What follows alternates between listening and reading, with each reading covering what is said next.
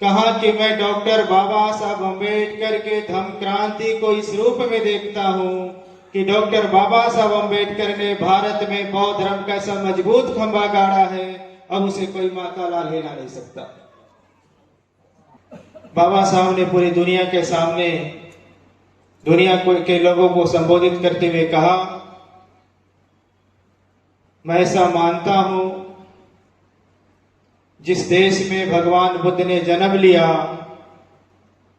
उस देश के लोग भगवान बुद्ध को भूल गए। बाबा साहब ने कहा कि मैं ऐसा मानता हूं जिस देश में भगवान बुद्ध ने बौद्ध धर्म दिया उस देश के लोग भगवान बुद्ध के धर्म को भूल गए। बाबा साहब अम्बेडकर ने कहा कि मैं ऐसा मानता हूं कि जिस देश में भगवान बुद्ध ने बोधि वृक्ष लगाया था वह बोधि वृक्ष भी सूख रहा है। उस देश के लोग बौद्ध धर्म को भूल गए। वह लोग कह रहे थे कि देखिए जिस देश में भगवान बुद्ध ने बोधि वृक्ष लगाया था उसी देश से बोधि वृक्ष सूख गया। वह लोग शिकायत कर रहे थे कि आप लोगों ने बचाया नहीं। वो लोग कह रहे थे कि आप लोगों ने उसे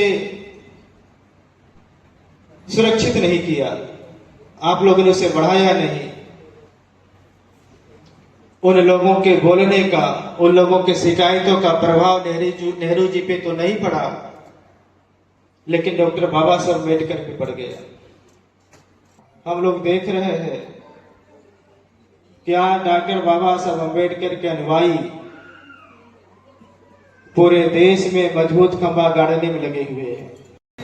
नमो बुद्धाय। जय भीम दोस्तों, आशा करता हूँ सभी लोग अच्छे होंगे। आज मैनपुरी में आए हैं मैं, और यहाँ पर भिक्खु चंद्रमा मां नेहरू आ रहे हैं यहाँ पर, और यहाँ पर धम्म देशना होगी और आप लोगों को हम सुनाएंगे वो धम्म देशना कुछ ही समय में आने वाले हैं। भंते जी शीतल हृदयं प्रयापजोत विहतमोहतमं सन रामन लोक गुरुं वंदे सुगतं गति विमुत्तमं।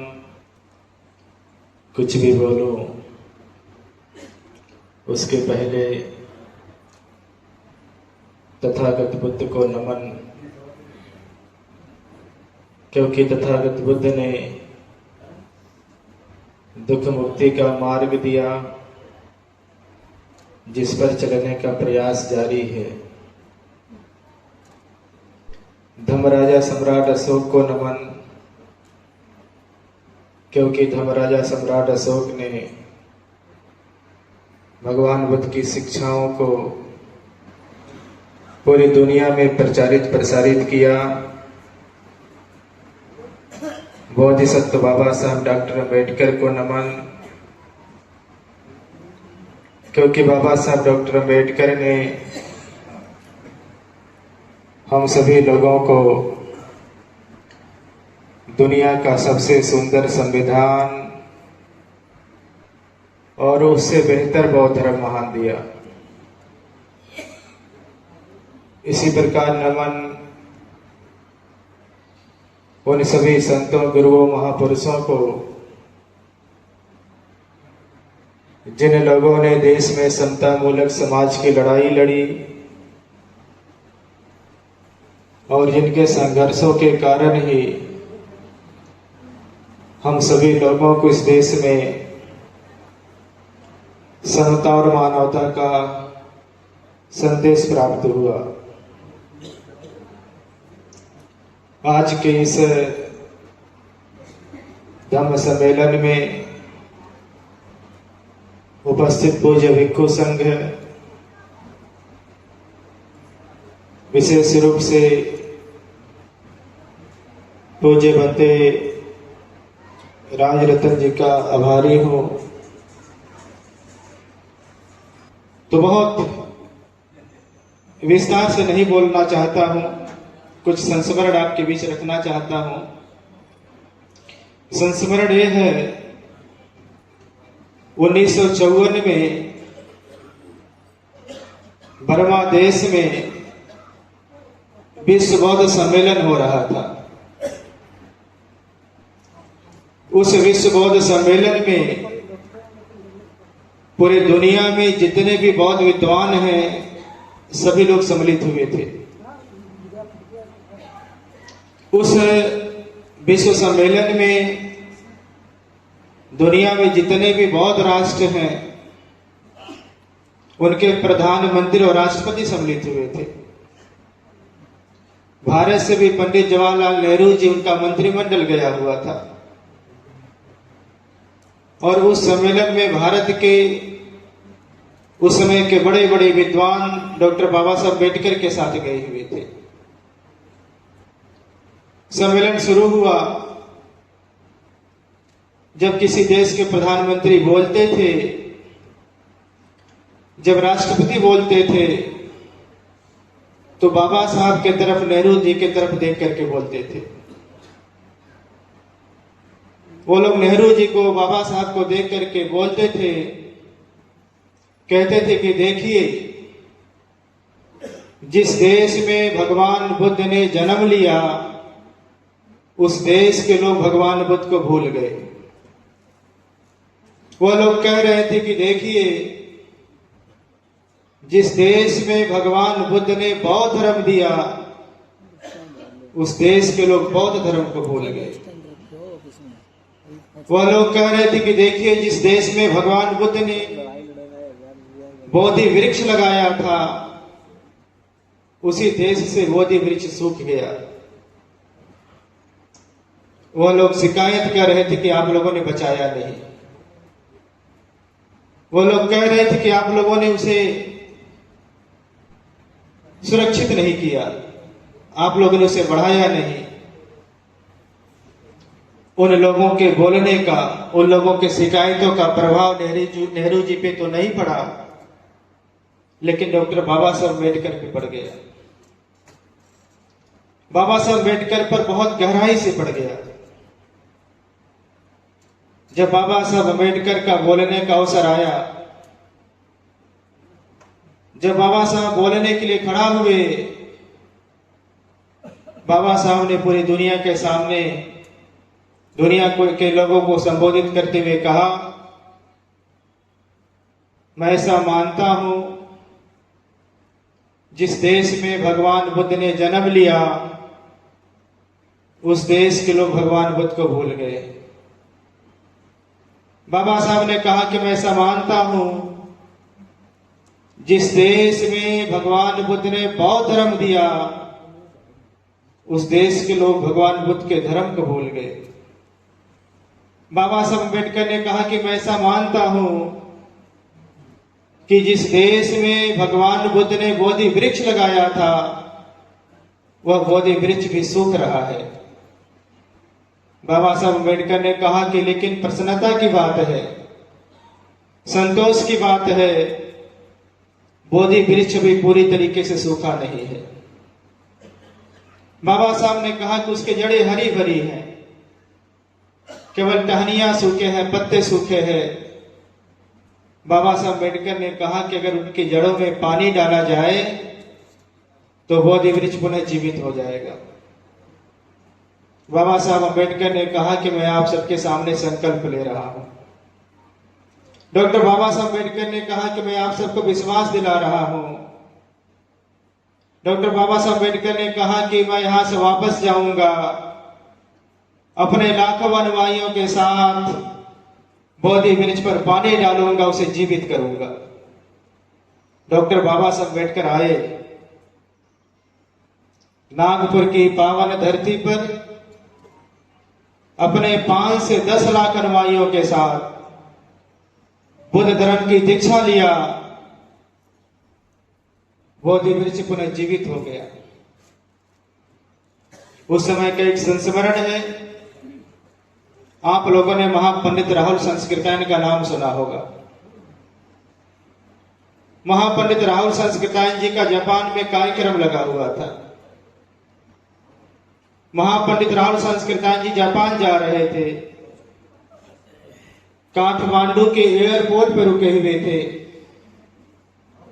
जब काठमांडू के एयरपोर्ट पर पत्रकारों ने राहुल जी को देखा तो राहुल जी को घेर लिया। और राहुल जी से प्रश्न करने लग गए। पत्रकारों ने राहुल जी से कहा कि राहुल जी, आपके देश में डॉक्टर बाबा साहब अम्बेडकर ने जो धम्म क्रांति करी है उसकी गूंज पूरी दुनिया में सुनाई दे रही है। पूरे दुनिया के जो बौद्ध धर्मावलंबी लोग हैं बहुत खुश हो रहे हैं। कहा कि आप डॉक्टर बाबा साहब अम्बेडकर की धम्म क्रांति को किस रूप में देखते हैं? महापंडित राहुल संस्कृताएं उन पत्रकारों को जवाब देते हुए कहा कि मैं डॉक्टर बाबा साहब अम्बेडकर के धम्म क्रांति को इस रूप में देखता हूं कि डॉक्टर बाबा साहब अम्बेडकर ने भारत में बौद्ध धर्म का ऐसा मजबूत खंभा गाड़ा है, अब उसे कोई माता लाल हिला नहीं सकता। हम लोग देख रहे हैं क्या डॉक्टर बाबा साहब अम्बेडकर के अनुयायी पूरे देश में मजबूत खंभा गाड़ने में लगे हुए हैं। मैं पूरे देश में जाता रहता हूं। देश के जितने राज्य हैं सभी राज्यों में लगभग गया हूं। उत्तर प्रदेश के जितने जिले हैं लगभग सभी जिलों में गया हूं।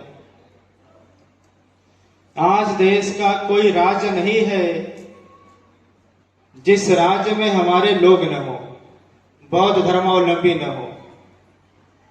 आज देश का कोई मंडल नहीं है जिस मंडल में बौद्ध धर्मावलंबी न हो।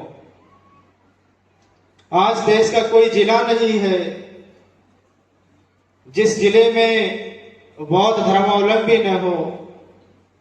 आज देश का कोई तहसील नहीं है जिस तहसील में हमारे लोग न हो। आज देश का कोई ब्लॉक नहीं है जिस ब्लॉक में हमारे लोग न हो। आप राज्यों को छोड़ दीजिए, आप मंडलों को छोड़ दीजिए, आप जिलों को छोड़ दीजिए, आप तहसीलों को छोड़ दीजिए, आप ब्लॉकों को छोड़ दीजिए, आप ग्राम सभाओं को छोड़ दीजिए। अब देश का कोई भी गांव नहीं बचा है जिस गांव में डॉक्टर बाबा साहब अम्बेडकर का अनुयायी बुद्धमय भारत का सपना न देख रहा हो। बहुत तेजी से काम हो रहा है और बहुत तेजी के साथ लोग लगे हुए हैं।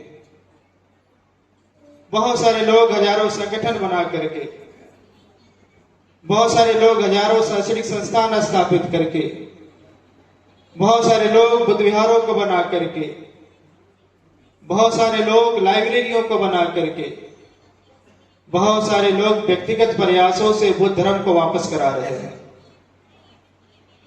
बहुत तेजी से काम हो रहा है और अब उस तेजी को थोड़ा सा और विस्तार देना है।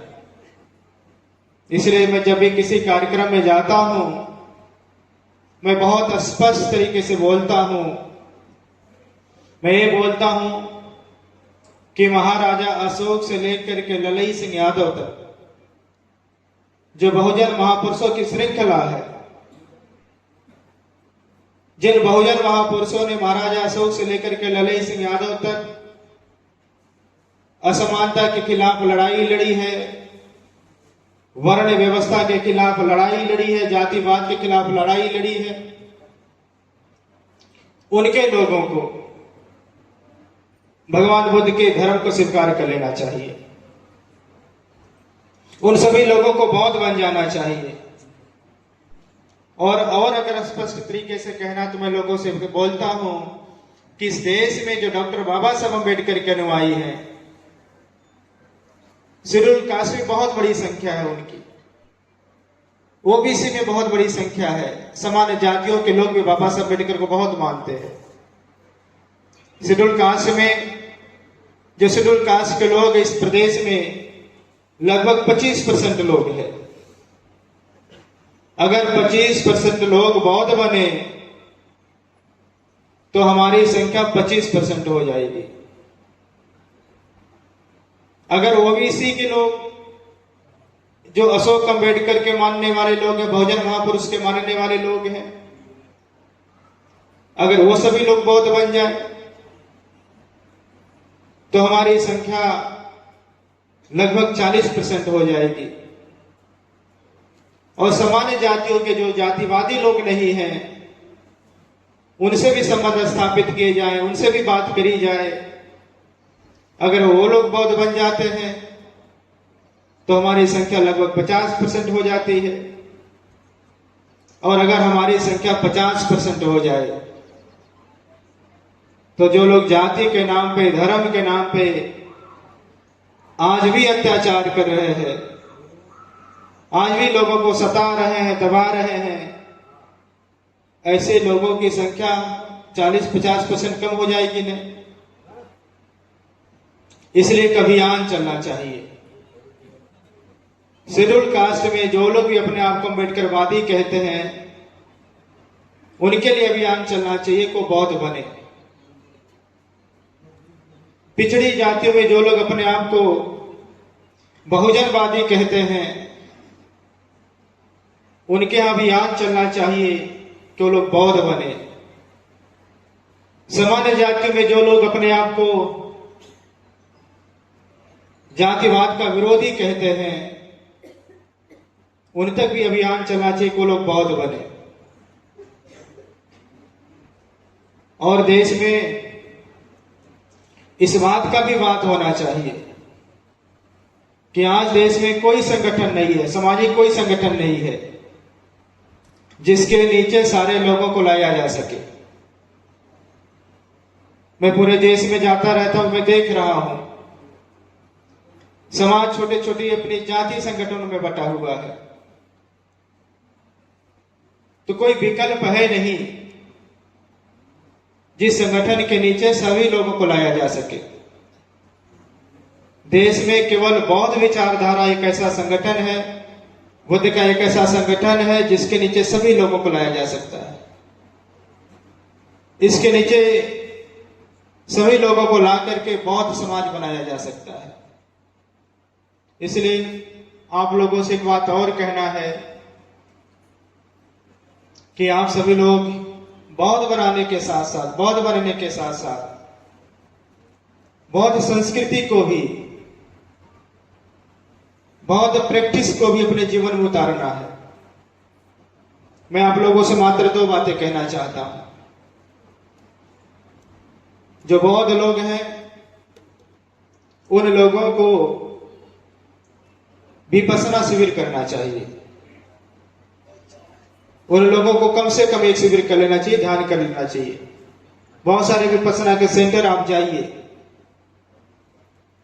विपश्यना से बहुत बदलाव होता है।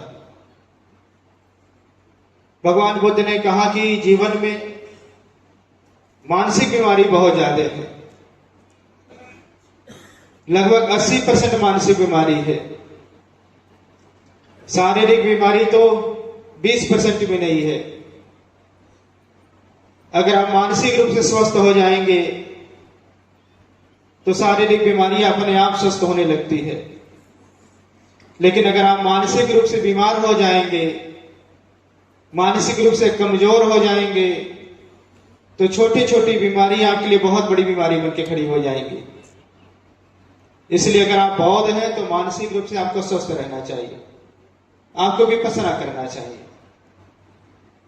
दूसरा, जो बौद्ध लोग हैं उन लोगों को उपोषित रहना चाहिए। महीने में 4 उपोषित आता है, 2 अष्टमी आती है, पूर्णिमा आता है, अमावस्या आता है। तो हर पूर्णिमा को, हर अमावस्या को, हर अष्टमी को अष्टशील पालन करना चाहिए। अष्टशील में छठी सील है 12 बजे के बाद भोजन नहीं करना। तो जब भी आपको व्रत रहना है, उपोषित रहना है, तो 12 बजे के पहले जो भी कुछ खाना खा लेना चाहिए। 12 बजे के बाद खाना नहीं खाना चाहिए। भूख लगे तो आपको पानी पीना चाहिए, नींबू पानी पीना चाहिए, कोई जूस पीना चाहिए, काला चाय पीना चाहिए। और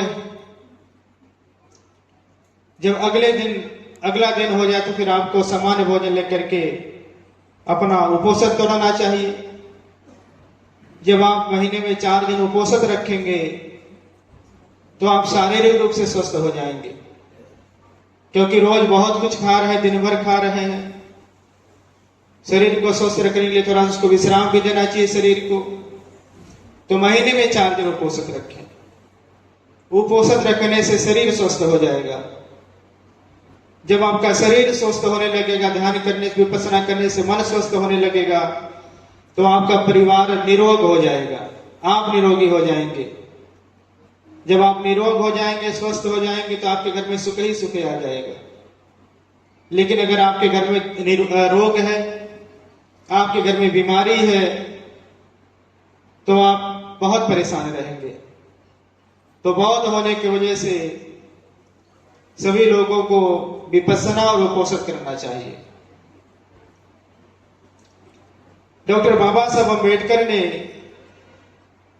सारनाथ में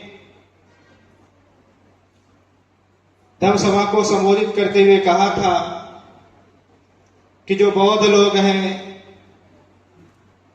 उनको सप्ताह में एक दिन, और उन्होंने कहा रविवार के दिन सुबह 9 बजे से 11 बजे तक बुद्ध विहारों में रहना चाहिए। उन्होंने कहा कि बुद्ध विहारों में जाकर के प्रधान सूत्र का उच्चारण करना चाहिए, उनकी व्याख्या किसी भिक्षु या विद्वान से सुनना चाहिए।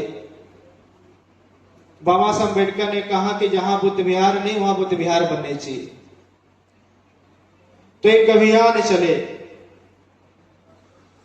जहां हमारे बुद्ध विहार है, अगर आपके आसपास बुद्ध विहार है तो आप बुद्ध विहार में जाइए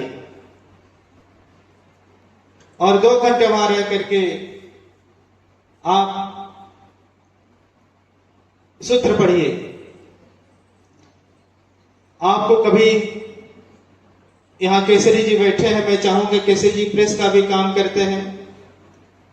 2 किताबें बहुत महत्वपूर्ण है। बाबा साहब ने 3 किताबें बड़ी महत्वपूर्ण लिखी है। बाबा साहब ने पाली डिक्शनरी लिखी है, तो पाली डिक्शनरी सबके घर में होना चाहिए। पाली के जो शब्द आपके समझ में नहीं आवे, डिक्शनरी से देखिए उसका अर्थ क्या है। बाबा साहब अम्बेडकर ने भगवान बुद्ध का धम्म लिखा, उस ग्रंथ को लिखने में उनके 5 साल बीत गए थे। बाबा साहब ने एक बौद्ध उपासना करके के वंदना की छोटी सी किताब लिखी है। तो बौद्ध वंदना की, बौद्ध उपासना की किताब आपके घर में होनी चाहिए, आपके विहारों में होनी चाहिए, और आप उसका जो है नियमित उसका पठन करें। हर रविवार के दिन कम से कम 1 चैप्टर भगवान बुद्ध के धर्म का पाठ करें, अध्ययन करें, पठन पाठन करें, और बुद्धमय भारत बनाने की रणनीति बनावे। बाबा साहब अम्बेडकर ने कहा है, आने वाली सदी बौद्धों की सदी है, और मैं आपको बहुत विश्वास के साथ कह रहा हूं, आने वाली सदी बौद्धों की सदी होने वाली है। इसको कोई रोक नहीं सकता। मैं पूरे दुनिया में देख रहा हूं, दुनिया के बहुत सारे देशों में जाने का अवसर मिलता है। मैं पूरी दुनिया में जब जाता, दुनिया के अन्य देशों में भी जाता हूं, तो देख रहा हूं वहां 2 विचारधारा बहुत तेजी के साथ बढ़ रही है। पूरी दुनिया के लोग या तो बौद्ध बन रहे हैं, नहीं तो नास्तिक हो रहे हैं। अमेरिका में आप लोगों ने देखा होगा, अभी 1-2 महीने पहले एक धम्म यात्रा चल रही थी। वियतनाम के 19 बंदे लोग अमेरिका में यात्रा कर रहे थे। अमेरिका के लोग बहुत व्यस्त होते हैं, उनके पास 2-2 मिनट, 4-4 मिनट भी नहीं होता है। लगभग 1.5-2 महीनों की यात्रा थी। हम लोग देख रहे थे, आप सब लोग भी देख रहे होंगे, अमेरिका के लाखों लोग सड़कों पे खड़े होकर के भिक्षु संघ का इंतजार कर रहे थे। अमेरिका में बौद्ध धर्म दूसरे नंबर पे आ रहा है। इंग्लैंड में, यूरोप के देशों में बौद्ध धर्म दूसरे नंबर पे आ रहा है। मैं इंग्लैंड में 6-7 महीने रहा हूं। मैंने देखा इंग्लैंड में चर्च बिक रहे हैं, और चर्चों को बौद्ध लोग खरीद रहे हैं, उसको बुद्ध विहार के रूप में कन्वर्ट कर रहे हैं। कनाडा में बौद्ध धर्म बहुत तेजी के साथ बढ़ रहा है। ऑस्ट्रेलिया आदि देशों में नास्तिकता बहुत तेजी के साथ बढ़ रहा है, बौद्ध धर्म बहुत तेजी के साथ बढ़ रहा है, और हम लोग भारत में भी देख रहे हैं। भारत में दो विचारधारा बहुत तेजी के साथ बढ़ रही है। इस देश में या तो लोग बौद्ध हो रहे हैं, नहीं तो लोग नास्तिक हो रहे हैं। और मैं तो कह रहा हूं हमारे लिए बहुत अनुकूल समय है। ये हम लोगों के लिए एक तरह से कहा जाए स्वर्ण काल चल रहा है। अभी मैं किसी की बात तो नहीं करना चाहता हूं, लेकिन अभी आप जो इधर कुंभ हुआ था इलाहाबाद वाला, आप उसको देख लीजिए। अभी जो बनारस जो धर्म की नगरी, वहां जो संदेश जा रहा है उसको देख लीजिए। बड़े बड़े जो लोग सिरस्थ पदों पे हैं, वो लोग एक दूसरे को क्या कह रहे हैं? कह रहे तुम नकली हो, वो कह रहा तुम नकली हो। मतलब आप समझ सकते हैं क्या स्थितियां चल रही है। जो चाहे वो बन रहा है, वहां कुछ बचा बचा नहीं है। देश की जनता बहुत आशा भरी नजरों से हम लोगों की तरफ देख रही है, हम बौद्धों की तरफ देख रही है। तो भी हम बौद्धों का आपस में सामंजस्य के साथ, मैत्रीपूर्ण तरीके के साथ लोगों से बात करना, लोगों से मिलना बहुत प्रभावित करेगा। मैं इधर देख रहा हूं हमारे जितने भी देश में विपස්සना के सेंटर हैं, सारे के सारे सेंटर वेटिंग चल रहे हैं। और विपස්සना के सेंटरों में आप जाकर के देखिए, अगर वहां 100 लोग बैठे हुए हैं, आप देखिए वहां कौन बैठे हैं 100 लोग। आपको जानकर के आश्चर्य होगा कि वहां 20 लोग भी दलित समाज के, ओबीसी समाज के लोग नहीं बैठे हैं। दलित और पिछड़े वर्ग के लोग 20% भी नहीं बैठे हैं। आखिर 80 लोग कौन लोग बैठे हैं? समझ रहे ना? तो बहुत तेजी के साथ काम हो रहा है। हम लोगों को थोड़ा सा बड़ा हृदय करना है और विशाल हृदय करना है।